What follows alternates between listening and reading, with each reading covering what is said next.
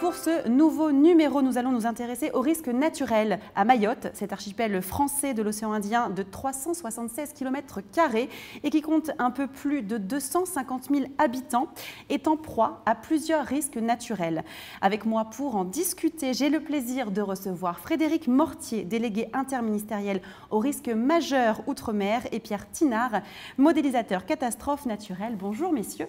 Bonjour madame. Merci beaucoup d'être présent avec moi pour nous parler. Donc Frédéric Mortier, depuis plusieurs mois, on le sait, Mayotte est touchée par une crise sismique. Quelle est son ampleur et quelles sont les mesures mises en place ou envisagées pour y faire face? Alors c'est déjà un phénomène récent, puisque les premiers séismes ont été ressentis en mai 2018.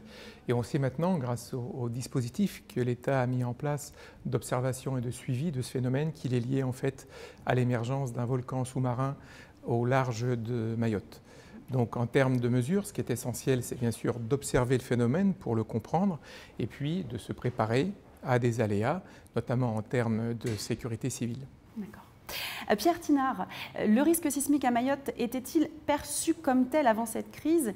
Et plus généralement, est-ce un péril que vous prenez en compte et est-ce que vous le modélisez à CCR?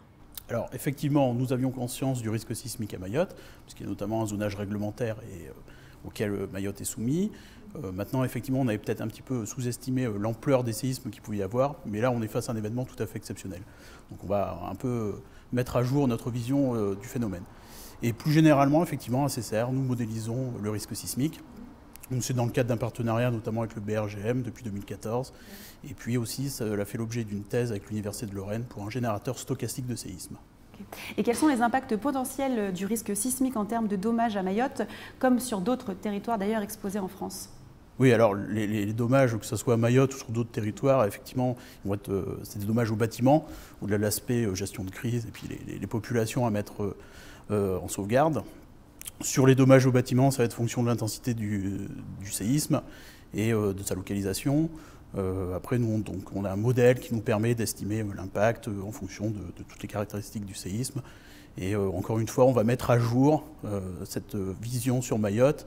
Et puis plus généralement encore sur toute la France, nous avons diffusé courant 2020 les résultats consolidés de notre modèle.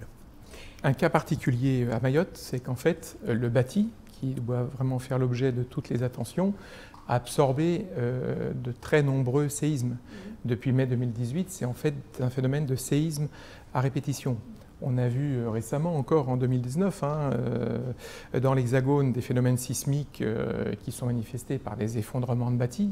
La situation, elle est ce qu'elle est, elle est bien visible. Alors qu'on a analysé une situation un peu différente à Mayotte, c'est que ce bâti qui supporte des chocs, ce bâti, il est resté debout. Et donc, il nous faut définir des critères de vulnérabilité du bâti. Et ça, ce sera un enjeu important, notamment pour le dispositif catastrophe naturelle. Très bien. Et y a-t-il eu des dommages et des reconnaissances CatNat liés à cette crise sismique? Alors justement, c'est un sujet qui est absolument actuel, parce qu'effectivement, cette manifestation est tout à fait particulière. Il n'y a pas d'effondrement généralisé, de destruction de bâtis. Il y a un travail en cours pour affiner les critères. Est-ce que l'on observe des fissures, etc.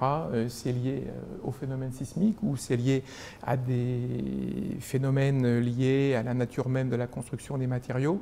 Et donc, il y a ce travail-là qui est en cours avec effectivement la définition de critères.